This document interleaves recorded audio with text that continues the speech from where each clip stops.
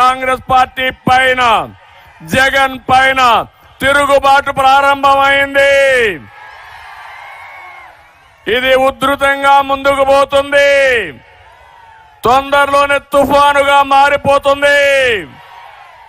ఆ తుఫాన్లో వైఎస్ఆర్ కాంగ్రెస్ పార్టీ కొట్టుకొని పోవడం ఖాయం అని చెప్పి కూడా నేను మీకు తెలియజేస్తున్నా. ఈ ఎన్నికలు ఇంకా కొంచెం వాయిస్ పెంచాలి. ఈ ఎన్నికలు తెలుగుదేశం జనసేనకి కాదు, రాష్ట్ర భవిష్యత్తు కోసరం. ఈ ఎన్నికలు పార్టీలకు అధికారానికి సంబంధించి కాదు, తెలుగు జాతి భవిష్యత్తుకు సంబంధించిన ఎన్నికలు. అందుకే ఒకటే మిమ్మల్ని కోరుతున్నా, ఈ ఎన్నికల్లో రాష్ట్రం గెలవాలి, ప్రజలు గెలవాలి, మీ బిడ్డల భవిష్యత్తు గెలవాలి. మీ బిడ్డల కోసం ఏ ఆడబిడ్డలైతే కష్టపడుతున్నారో వాళ్ళ సాక్షిగా మీరు ఆలోచించమని మా ఆడబిడ్డలందరికీ పిలిపిస్తున్నా. సైకో పాలన అంతం చేస్తే తప్ప మనకు భవిష్యత్తు లేదు ఈ రాష్ట్రానికి. సమైక్య ఆంధ్రప్రదేశ్ లో ఇప్పుడు కూడా రాష్ట్రంలో చూస్తే ఒక సీనియర్ నాయకుడిగా చెప్తున్నాను, ఎంతో మంది ముఖ్యమంత్రులు చూశాను, కానీ ఇలాంటి సైకోని నా జీవితంలో చూడలేదు. ఈ సైకో పోతే తప్ప ఈ రాష్ట్రానికి మోక్షం లేదని మరొకసారి పిలిపిస్తున్నా. నిన్న కూడా మాట్లాడాడు, బటన్ నొక్కుతున్నానని గొప్పలు చెప్తున్నాడు. 124 సార్లు బటన్ నొక్కాడట. బటన్ నొక్కుడు కాదు, నీ బొక్కుడు సంగతి ఏంటని అడుగుతున్నా. ఈరోజు మీరు చూడండి, నిజం చెప్పాలంటే మీరందరూ కూడా గుర్తుపెట్టుకోవాలి, బటన్ నొక్కుడు మాటున ఎంత బొక్కాడో ఒక్కసారి మీరు ఆలోచించండి.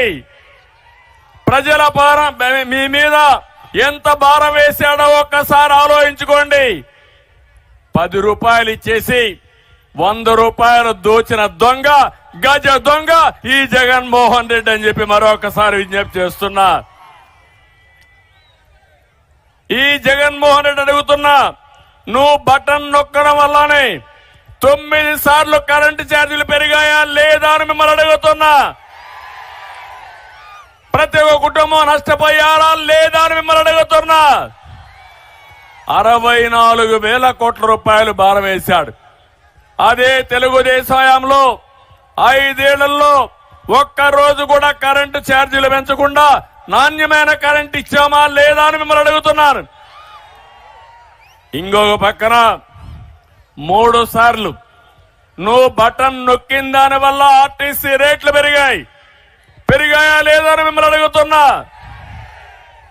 ఇంకో పక్కన నీ బటన్ పుణ్యమే చెత్త పన్ను వచ్చింది, ఆస్తి పన్ను వచ్చింది, పెట్రోల్ డీజిల్ రేట్లు పెరిగాయి, నిత్యావసర వస్తువుల ధరలు పెరిగాయి. ఏమమ్మా, ఏ ఆడబిడ్డ అయినా సరే నిత్యావసర వస్తువులు కొనే పరిస్థితిలో మీరున్నారా అని మిమ్మల్ని అడుగుతున్నా. దిక్కుమాలిన ఈ ప్రభుత్వం వల్ల, దిక్కుమాలిన ఈ బటన్ నొక్కడం వల్ల మీ జీవితాల్లో ఎన్నో కష్టాలు వచ్చే పరిస్థితి వచ్చింది.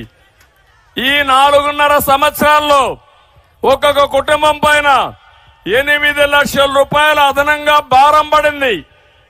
పెట్రోల్ గాని, డీజిల్ గాని, కరెంటు ఛార్జీలు గాని, నిత్యావసర వస్తువులు గాని, ప్రత్యేక పరోక్ష పన్నుల వల్ల 8 లక్షల రూపాయలు ఒక కుటుంబానికి భారం పడింది. ఒక్క నిమిషం మీరు ఆలోచించండి. ఇంకో పక్క నేను చాలా స్పష్టంగా అడుగుతున్నా, సూటిగా అడుగుతున్నా ఈ ముఖ్యమంత్రిని, జాబ్ క్యాలెండర్కి ఎందుకు బటన్ నొక్కలేదు జగన్ అని అడుగుతున్నా.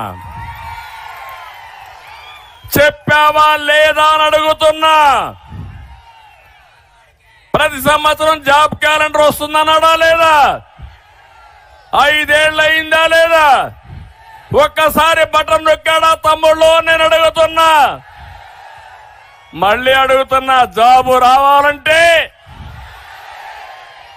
ఇది ఒట్టి బటన్ అవునా కాదా అని మిమ్మల్ని అడుగుతున్నా.